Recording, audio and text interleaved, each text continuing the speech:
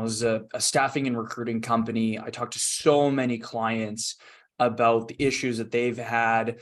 Obviously, visibility on LinkedIn is better than it's ever been. And so we can see all these different stories.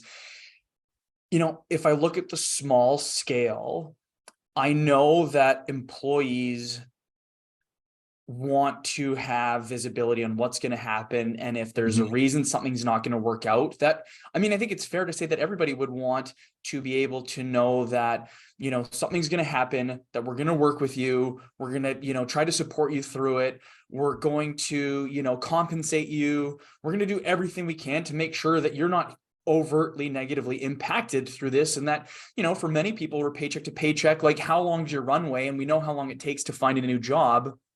At the same time, I think the employer and employee relationship is talked about that it's built on trust, and it's so easy for both sides to break it. And then it's so hard for anybody on either side to go, that was an isolated situation. Like, how many companies have you heard of where a key player on the team, where to replace this individual is going to take a 4 to 8 to 12 week recruitment strategy with a 6-month onboarding. And this person's been in the team for 3, 5, 10, 15 years. And they come in and go with no previous discussions or warning. Hey, I'm giving you my 2 weeks notice. I want to do the right thing. So I'm going to give you my 2 weeks notice so I can really set you up for success.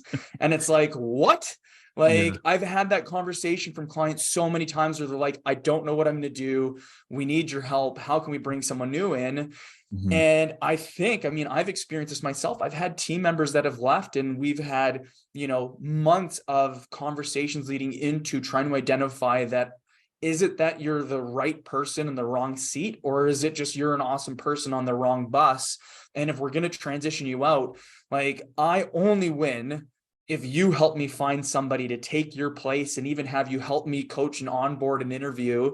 And that it would be foolish for me to negatively react if you come and say, hey, Brent, I just don't think this is right for me anymore. And I go, you know what? Well, you're right. And you're fired. But I think there's this huge fear piece from employees of being willing to be open and honest, because if I do react that way, what's the upside and what is the percentage chance of, if I am open and honest, is it 90% or is it 10% that Brent's going to act in the right way?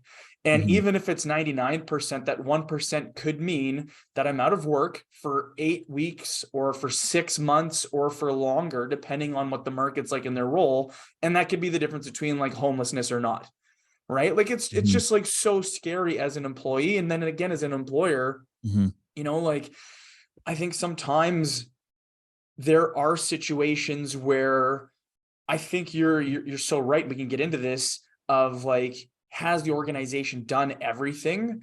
And then even then, how visible does that transparency need to be? Maybe they have done everything, but there's no visibility to anybody. And is that something that's expected, or is it just to themselves, or just it just is so, I feel it's so hard that we want to create these employer relationships and partnerships on trust. And yet there's so many different things that either side can do that completely shatter that for everybody.